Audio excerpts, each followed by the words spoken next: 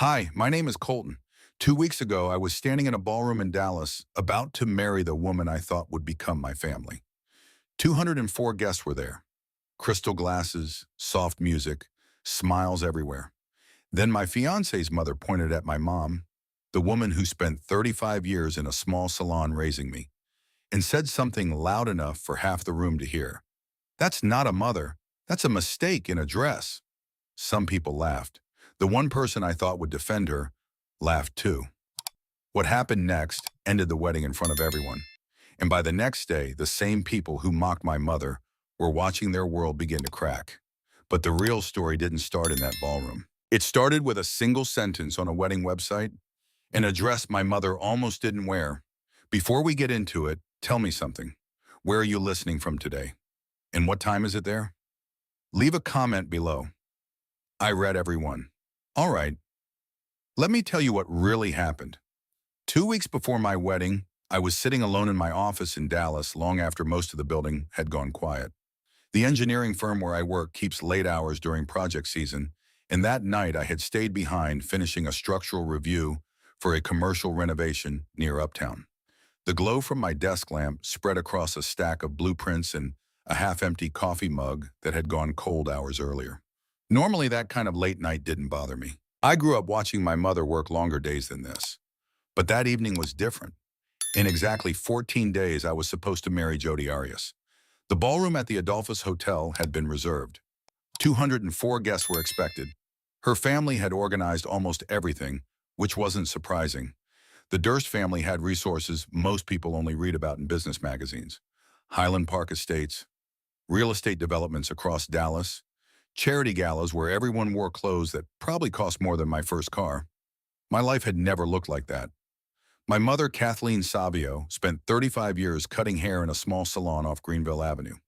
If a customer canceled, that meant our grocery money changed for the week. If the air conditioner broke in the summer, she opened the door and kept working. That kind of life teaches you a simple lesson early.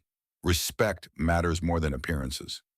I leaned back in my chair and opened my laptop again, mostly out of curiosity. Jodi's mother had emailed the link earlier that afternoon. The official wedding website, elegant design, clean fonts, photographs that looked like they came straight from a luxury magazine. The first section introduced the Durst family. There were pictures of Robert Durst shaking hands with city officials, Pamela Smart standing beside a charity podium, and several glossy images of buildings their development company had built around Dallas. A small caption under one photo read, "3 generations shaping the future of the city." I scrolled slowly. Then I reached the section about me. It contained exactly one line, raised by a hardworking single mother. That was it. No name, no mention of Kathleen Savio, no mention of the salon that kept our lights on for 3 decades, no mention of the nights she came home with sore hands and still asked about my homework. Just a sentence. I stared at the screen longer than I probably should have. At first, I tried to convince myself it was simply poor formatting. Maybe the designer had shortened the text for space. Still, something about it felt wrong. Have you ever noticed a small detail that suddenly made you question whether you really belong somewhere? That was the feeling sitting in my chest. I closed the laptop and rubbed my eyes. Maybe I was overthinking it. Wedding planning had been hectic for everyone, and Jodi's family liked things neat and polished. Maybe the sentence had been meant as a compliment. My phone rang on the desk beside the laptop. The name on the screen read, Cameron Todd. My older brother rarely called late unless something was on his mind. I answered. "Hey," I said. "You still at work?" Cameron asked. "Yeah, wrapping things up. 2 more weeks and I finally get a vacation." He chuckled lightly. "Must be nice. Everything ready for the big day?" "Pretty much," I said. "Ballroom at the Adolphus. 200 guests. Jodi's family planned half the event. That many people, huh? That's what happens when you marry into a Dallas real estate family." Cameron didn't laugh right away. There was a short pause on the line, the kind that usually meant he was deciding how direct to be. Then he asked a question. "Did they treat Mom right today?" I leaned back in my chair again. "Of course," I said quickly. "Why wouldn't they? Just asking. She's excited about the wedding. Everyone's excited." Cameron stayed quiet long enough that I glanced at the phone screen to make sure the call hadn't dropped. Finally, he said something that stuck with me long after the conversation ended. "I'm not worried about you, Colton," he said. "I'm worried about how they treat Mom." I forced a small laugh. "You're imagining things." "Maybe," he replied. "Just keep your eyes open." We talked for another minute about family logistics and travel plans before the call ended. The office felt even quieter after that. I stood up and walked over to a small shelf near the window. There was a framed photograph sitting there that I'd kept since college. My mother standing outside her salon about 10 years earlier. She had scissors in one hand and a cup of coffee in the other. Her smile was the kind people have when they're proud of something they built with their own hands. I looked back at the laptop on my desk, raised by a hardworking, single mother. Maybe it was meant as praise, or maybe it was something else entirely. I didn't know yet. And that was before I saw what they had done to the wedding video. The next evening, I drove downtown earlier than I needed to. Rush hour had thinned out by the time I pulled into the valet lane at the Adolphus, and the hotel looked exactly the way places like that are designed to look. Warm lights and tall windows, brass doors polished to a shine, men in dark jackets opening car doors with the kind of ease that comes from doing it 1,000 times. Inside, the rehearsal dinner room was already glowing. White flowers, low candlelight, linen so crisp it looked untouched by human hands. Everything had that expensive Dallas quality where nothing seemed loud, but everything quietly announced what it cost. I spotted my mother near the entrance talking to one of Jody's aunts. Kathleen had on a navy cardigan over a simple blouse, and she was wearing that polite smile I knew by heart. It was the same one she used on customers who acted as if leaving a $2 tip made them generous. She caught my eye and gave me a small wave. "You clean up nice," she said when I got close enough. "So do you." She glanced around the room, then lowered her voice. "Well, this is something."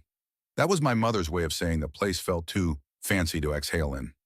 Guests kept arriving. The Durst side moved through the room like they had practiced it. Easy laughs, light touches on the shoulder, quiet conversations that somehow still felt performative.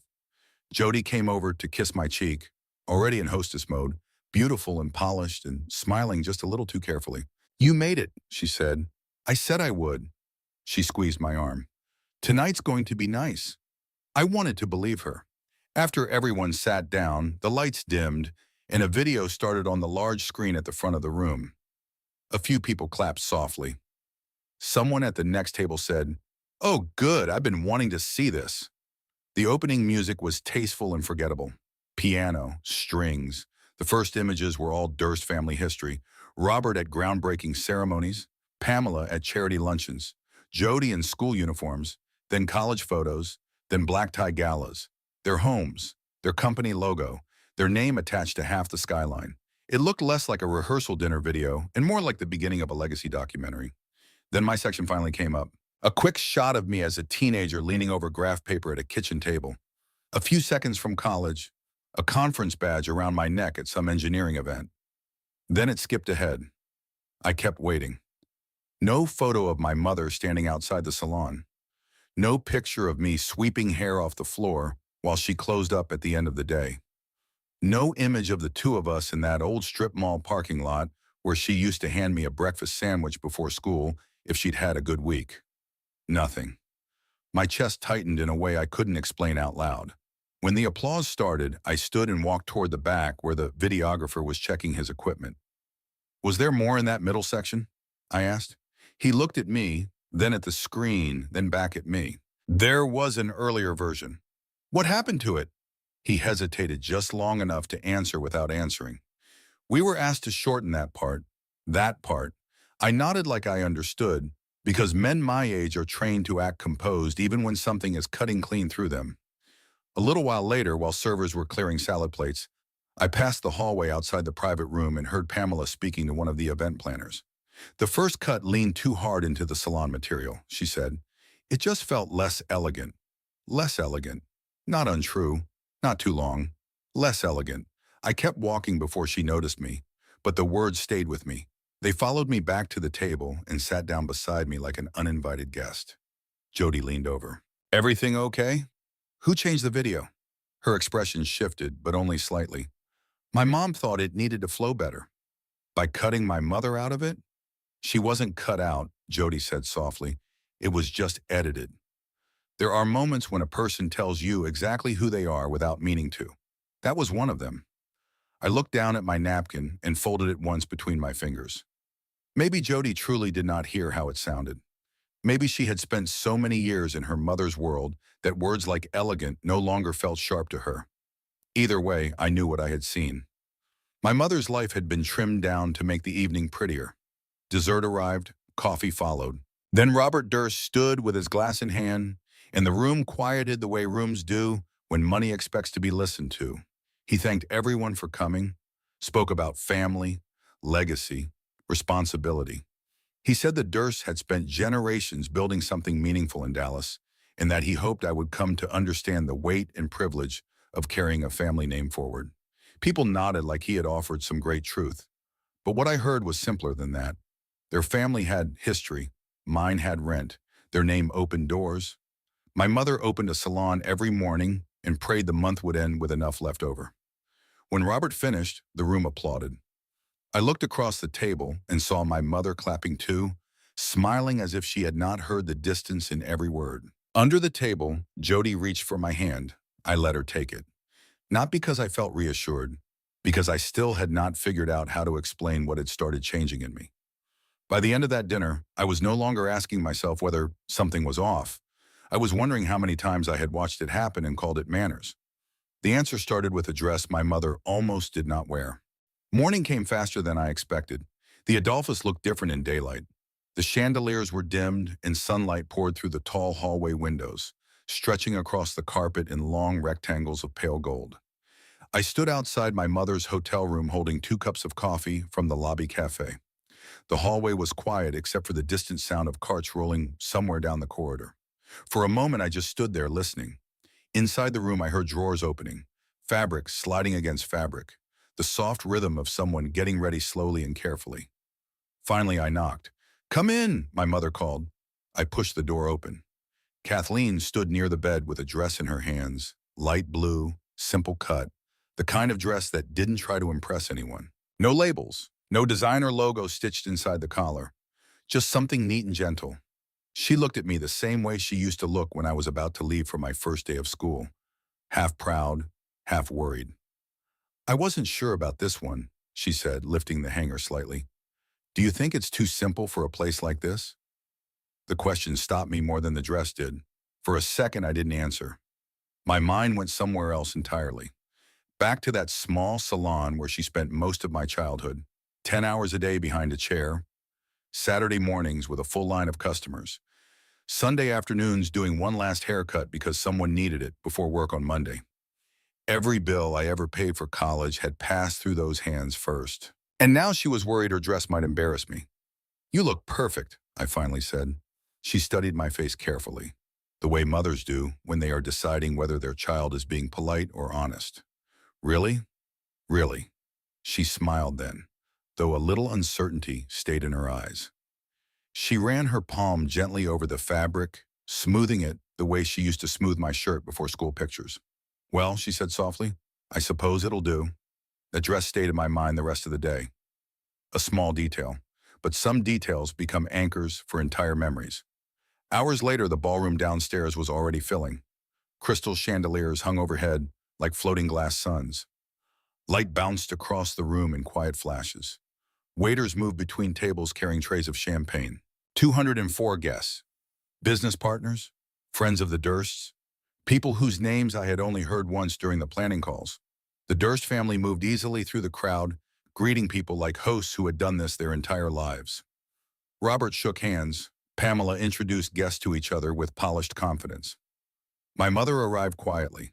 She paused near the entrance, adjusting the sleeve of that light blue dress before stepping into the room. Then she did what she always did in unfamiliar places. She smiled. She complimented the decorations, thanked one of the servers for helping her find her table, nodded politely when strangers introduced themselves.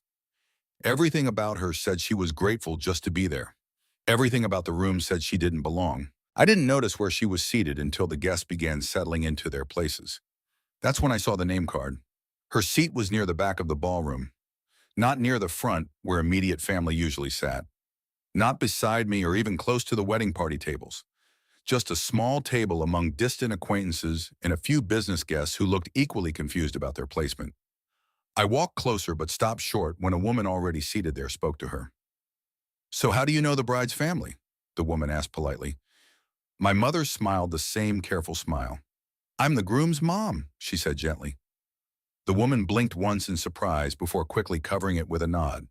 "Oh, of course." She tried to recover the conversation, but the moment had already passed. I felt something tighten slowly in my chest. Not anger, not yet. Just the slow realization that every part of this wedding had been arranged with intention. The video, the introductions, the seating chart, every detail carefully chosen. Who appears important, who appears decorative, and who quietly disappears into the background. Across the ballroom, I watched my mother adjust the sleeve of that light blue dress again. She still looked proud, still smiling, still trying to make the day about me instead of herself. I should have crossed the room right then, pulled her chair up beside mine, said something simple like, "This is where you belong." Instead, I stayed where I was. I told myself it wasn't worth creating tension before the ceremony. I told myself there would be time to fix small things later. What I didn't understand was that the moment for quiet corrections had already passed, because a few minutes later, while guests were still settling and the waitstaff moved through the aisles with trays of water, a young waiter leaned toward my mother's table. He looked at the name card in front of her and asked a question that changed everything. A few minutes after that moment with the waiter, the reception moved into full motion. Music filled the ballroom. A soft jazz band played near the stage while conversations blended into the steady hum of a room full of people who seemed comfortable in places like this. Glasses touched. Laughter rose and fell in polished bursts.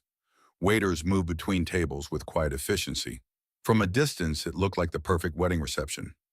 I was standing near the dance floor speaking with two of Robert Durst's business partners. They were discussing a new development project somewhere outside Plano. I nodded along, half listening, answering questions automatically. But my attention kept drifting. Across the room near the back wall, I saw my mother again. She wasn't sitting. She was standing beside one of the service tables where the staff kept extra glassware. Her hands were folded together, and she looked around the room as if she had momentarily lost track of where she was supposed to go. The light blue dress caught the chandelier light in a soft way that made her stand out, though not in the way people in that room were used to standing out. Something about her expression made me excuse myself from the conversation. "Gentlemen, you'll have to forgive me," I said. "I see someone I need to check on." They nodded politely. As I started walking across the ballroom, I noticed a waiter approaching her. He was holding a small tablet used for the seating chart. He spoke kindly, but his voice carried further than he probably intended. "Ma'am, are you looking for the guest seating area?" He gestured toward a smaller room off the main hall. I had seen it earlier when the staff were setting up extra chairs. My mother tilted her head slightly, not understanding the question at first. "No," she said gently. "I'm waiting for my son." The waiter looked down at his tablet again, scrolling with his finger. "Which guest are you with, ma'am?" The question hung in the air longer than it should have. For a brief moment, she didn't respond. I could see the hesitation in her eyes, as if she were searching for the correct way to answer without making the young man uncomfortable. Then she gave the same warm smile she used on strangers in the salon. "I'm the groom's mother," she said quietly. The waiter's face changed immediately. "Oh, I'm sorry, ma'am," he said quickly. "Of course, my mistake." He backed away embarrassed and moved toward another table. My mother straightened her posture as if nothing had happened. But I saw everything. I saw the way her fingers briefly touched the sleeve of that blue dress, almost like she was checking to make sure she still looked presentable. I saw the quick glance she gave around the room to see if anyone had noticed, and I saw the small breath she took before returning to that same polite smile. Something heavy settled in my chest. The waiter wasn't the problem. He had simply been doing what he was trained to do. The problem was that in a room with more than 200 guests, no one had bothered to make sure the groom's mother was clearly recognized as part of the family. I started walking toward her. Halfway across the ballroom, I slowed down. Not because I changed my mind, because something else caught my attention first. Just outside the ballroom doors, in the quieter hallway where the sound of the band softened into a distant echo, I heard Pamela Smarts speaking with one of the guests. Her voice was easy to recognize. The guest asked casually, "Who's the woman in the light blue dress?" There was a short pause, then Pamela answered. "That's not a mother," she said, her tone light, almost amused. "That's a mistake in a dress." For a second, the hallway was silent. Then someone gave a small laugh. The sound that followed hit me harder than anything else. It was Jody. Not a loud laugh. Not the kind meant to hurt anyone, just a brief, automatic laugh. The kind people give when they hear a joke and don't stop to think about it. My entire body went still. In that moment, I wasn't thinking about the wedding schedule. I wasn't thinking about the Durst family or their business partners, or the 200 guests filling the ballroom. I was thinking about my mother opening that salon before sunrise on winter mornings so she could afford my textbooks. I was thinking about the nights she fell asleep in the living room chair with scissors still in her apron pocket because she had worked too many hours in a row, and how easily a hallway full of successful people had turned her life into a punchline. I stepped back into the ballroom and looked around. 204 guests, music still playing, champagne glasses catching the light. A wedding that looked flawless from every angle. Except for one thing. The wrong person had just been humiliated in front of everyone who mattered. And for the first time that day, I stopped asking myself whether I should stay quiet. Instead, I started wondering how loud silence could become when it finally breaks. When a person reaches a certain point, something inside them stops negotiating. Standing there in the ballroom doorway, hearing the music drift through the room while that sentence echoed in my mind, I felt that moment arrive. The band was still playing. Waiters were circulating with trays of champagne. Laughter rose from a group near the dance floor where a few of Robert Durst's colleagues were telling stories. From the outside, the reception looked flawless. But once you see something clearly, it becomes impossible to pretend you didn't. I stepped fully back into the ballroom. Across the room, my mother had returned to her seat. The light blue dress looked almost silver under the chandelier light. She was speaking politely with the woman beside her, nodding, smiling, doing everything she could to blend into a room that had already decided she didn't belong. That was the moment I realized the wedding itself had stopped being the center of the day. Respect had become the real issue. I stood still for a few seconds, trying to slow the thoughts racing through my head. Part of me whispered that I should let it go. 200 guests had traveled here. The ballroom had been reserved for months. The catering, the music, the flowers. Someone had spent a fortune on all of it. Then there was Jody. For years we had talked about the life we wanted to build together. A house somewhere outside the city. Maybe children someday. Quiet weekends that didn't revolve around business dinners and social obligations. For a moment I pictured all of that collapsing in front of this crowd. And then another thought pushed through everything else. If I stayed quiet now, what exactly would I be asking my mother to accept?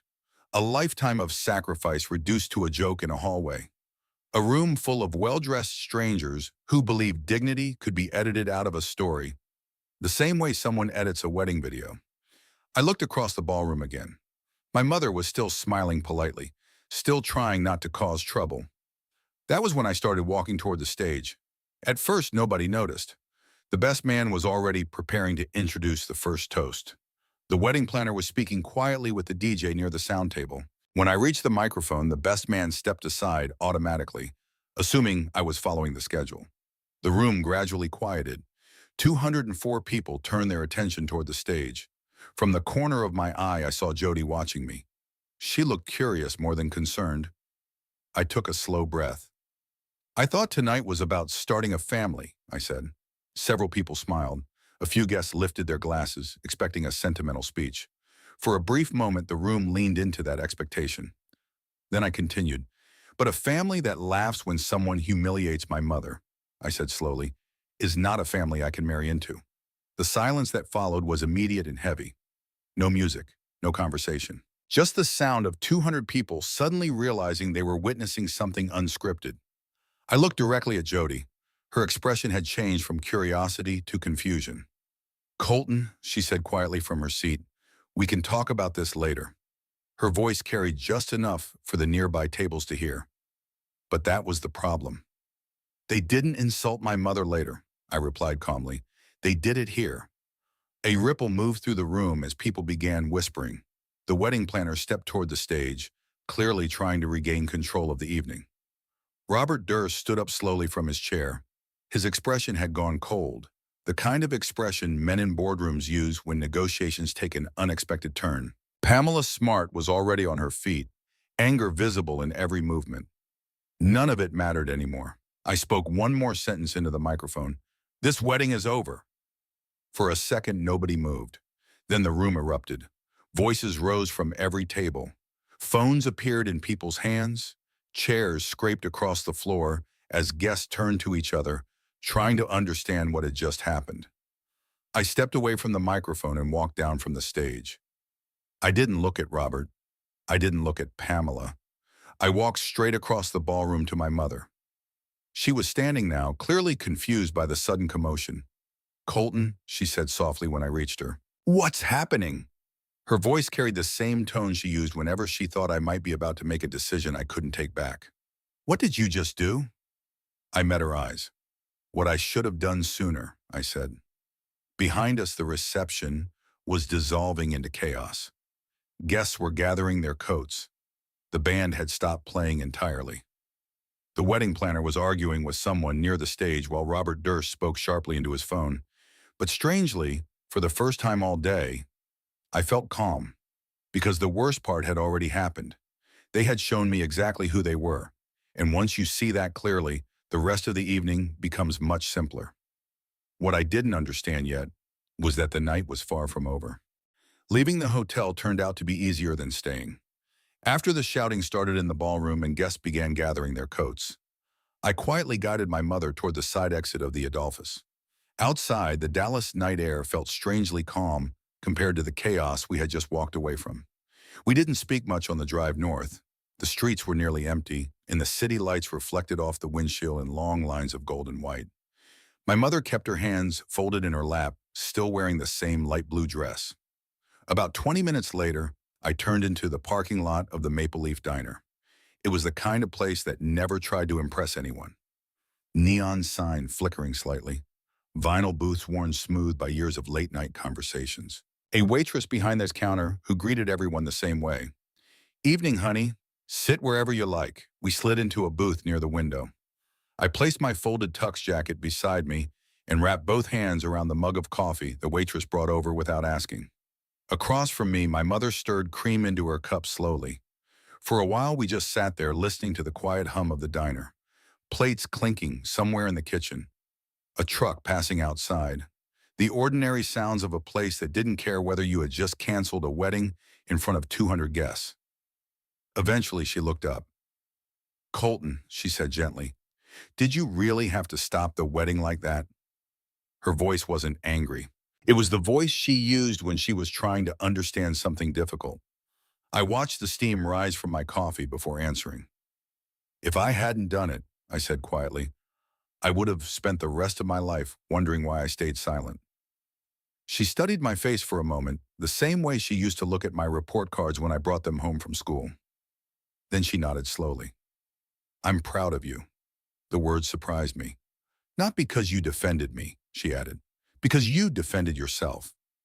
Something in my chest loosened at that. For the first time since leaving the ballroom, the weight pressing on my shoulders lifted just a little. Still, doubt has a way of creeping in when the room finally grows quiet. As we ate our late dinner, my mind began filling with all the conversations that were probably already happening across Dallas. Phones ringing, voices whispering. Colton Pittenyak lost control at his own wedding.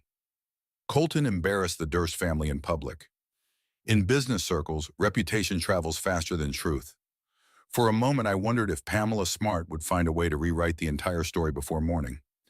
I pushed the thought away and took another sip of coffee. That was when my phone vibrated on the table. The message came from a name I didn't expect, Casey Anthony. She had been one of Jody's college friends and had attended the rehearsal dinner the night before. We hadn't spoken much during the wedding planning, but I remembered her being observant. The message was short. "You should know something about Pamela." I frowned and opened the rest. This isn't the first time she's erased someone from the picture. I read the words again more slowly. Another message followed. "She's obsessed with controlling how the family looks. If someone threatens that image, they disappear. Invitations stop. Businesses distance themselves. Stories get rewritten." I leaned back in the booth. My mother noticed the change in my expression. "Everything okay?" she asked. "Just a message," I said. Casey sent one final line. "Be careful. People like that don't lose gracefully."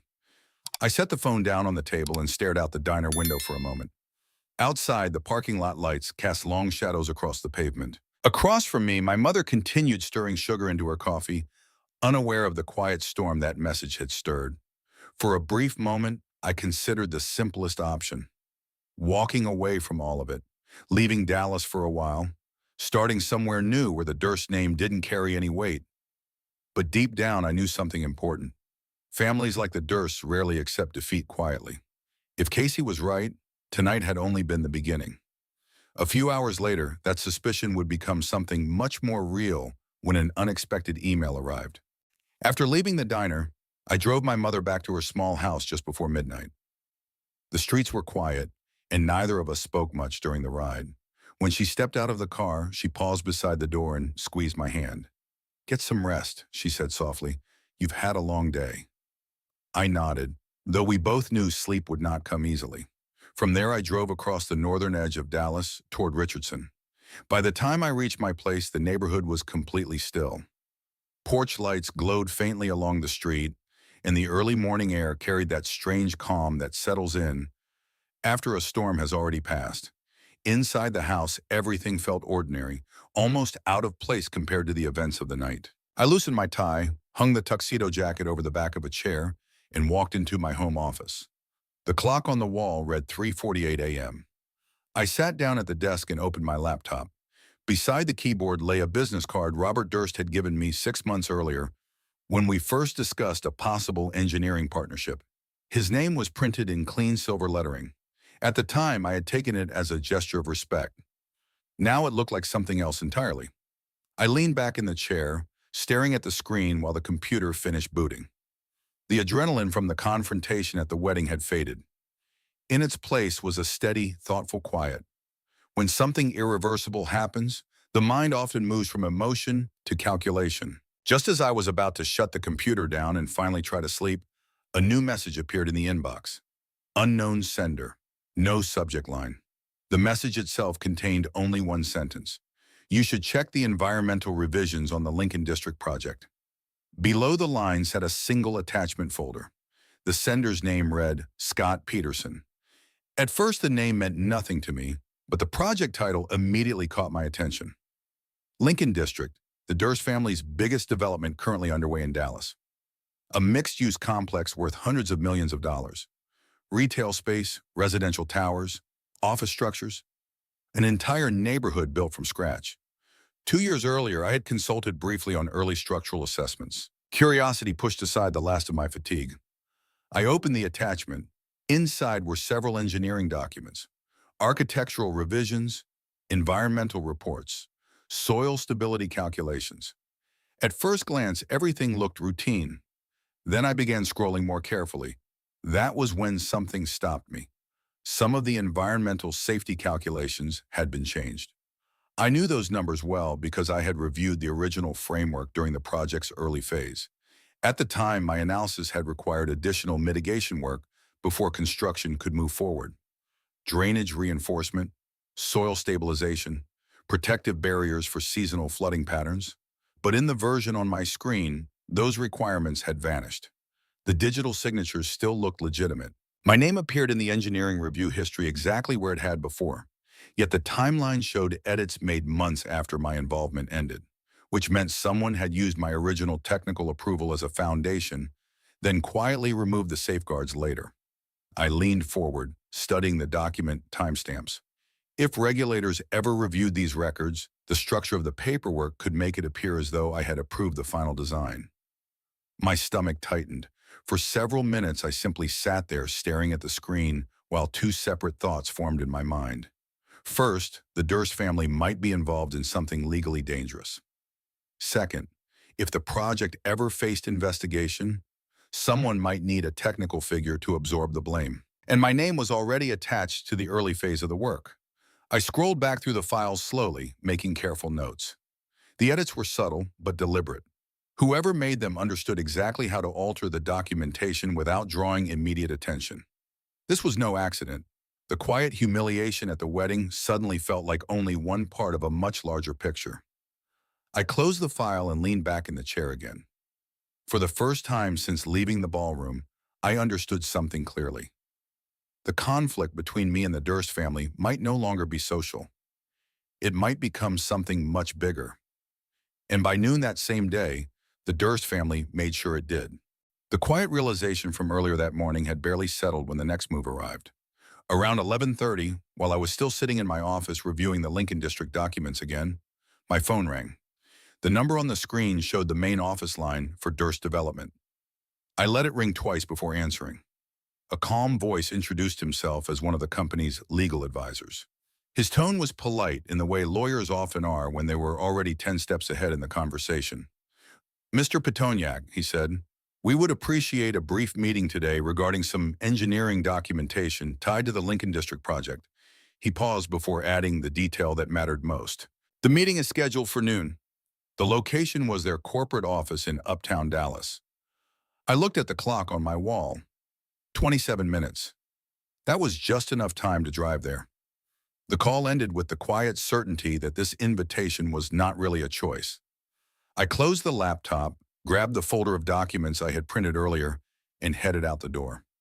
The drive into Uptown was slow but steady. Late morning traffic had begun filling the streets, and the glass towers of downtown reflected the pale Texas sunlight in long streaks across the skyline. Durst Development's building stood near the center of the district. Tall, clean, all polished steel and reflective glass. The kind of place built specifically to signal power. Inside the lobby, a receptionist directed me toward a private elevator that served the executive floors. No one said much during the short ride upward.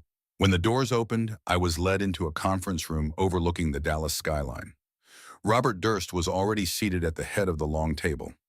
Pamela Smart stood near the window with her arms folded, watching the city below as if she owned half of it. Two attorneys sat beside Robert. Across from them was a project manager I recognized from early Lincoln District planning meetings. No one offered coffee, no one offered small talk. Robert began speaking as soon as I took my seat. His voice carried the calm authority of someone accustomed to controlling rooms like this. "Colton," he said, "recent questions have surfaced regarding environmental compliance documents connected to Lincoln District." He slid a thin folder across the table. Inside were several of the same technical reports I had reviewed earlier that morning. Robert continued almost casually. "Your engineering firm approved the structural and drainage models during the early review phase." He didn't need to say the rest. If regulators ever looked closely at the project, the foundation of the documentation pointed directly to my professional approval. Across the room, Pamela finally turned from the window. Her expression held the same cool smile she had worn the night before when the ballroom erupted into whispers. "Public disagreements," she said smoothly, "have a way of creating misunderstandings." She walked slowly around the conference table, especially when families are involved. Her tone never rose, but the meaning behind the words was clear. "If outside investigators begin asking questions," she added, "people may start wondering whether certain engineering decisions were handled responsibly." The room remained completely still. In other words, that they were preparing to shift responsibility onto me if things ever became public. For a moment, I said nothing. I simply reached into the folder I had brought with me. From inside, I removed a printed email and placed it carefully in the center of the conference table. The paper slid across the polished surface until it stopped directly in front of Robert. "This," I said calmly, "is an email I sent to the project team 2 years ago during the early design review." One of the attorneys leaned forward to read it. The message was short, but precise. In it, I had warned that removing certain environmental protections from the drainage system would introduce serious regulatory risk. I had recommended that the project should not proceed without those safeguards. My approval had applied only to the original design, nothing beyond that. I looked around the table slowly before continuing. "Any revisions made after that point," I said, "were outside my authorization." The silence that followed felt heavier than anything that had happened the night before. Pamela Smart glanced at the document, then at Robert. For the first time since I entered the building, she did not have an immediate reply. Robert's jaw tightened slightly. The attorneys exchanged brief looks. The balance of the room had shifted. I leaned back in the chair and met Robert's eyes directly. Then I said the one sentence that had been waiting since the moment my mother was mocked in that ballroom. The only mistake in this room is thinking I would stay silent forever. The silence that followed my words in the conference room felt heavier than anything that had happened the night before. No one rushed to respond. Robert Durst leaned forward slowly, reading the printed email again. One of the attorneys whispered something to him, and the other began quietly flipping through the engineering documents in front of him. Pamela Smart remained near the window, but the confidence she carried earlier had faded. She no longer looked like someone in control of the situation. For the first time since I walked into that office, the balance of power had shifted. No one asked me to stay. No one tried to stop me when I stood up. I gathered my papers, nodded once toward the table, and walked out of the conference room without another word. The elevator ride down felt strangely calm. The city outside the glass walls looked exactly the same as it had an hour earlier, yet something fundamental had changed. What happened in that room would not stay inside that room for long, and it didn't. Within 48 hours, the situation began moving beyond private conversations. Local business reporters started asking questions about environmental documentation connected to the Lincoln District project. The story moved quietly at first through industry circles, then began appearing in small columns on Dallas financial news sites. A regulatory review was announced regarding several environmental compliance elements tied to the development. Durst Development issued a brief statement claiming the situation was under internal evaluation. But inside the construction and engineering community, the message spread quickly. The Durst family's largest project was now under scrutiny. For years, their name had carried a reputation that seemed untouchable in Dallas business circles. Now that certainty had cracks. During those days, my phone rang constantly. Colleagues asked careful questions. A few old contacts from engineering firms wanted to know whether I planned to speak publicly about the documentation. I declined every interview. I had never set out to destroy anyone's company. That had never been the point. What I wanted was something far simpler.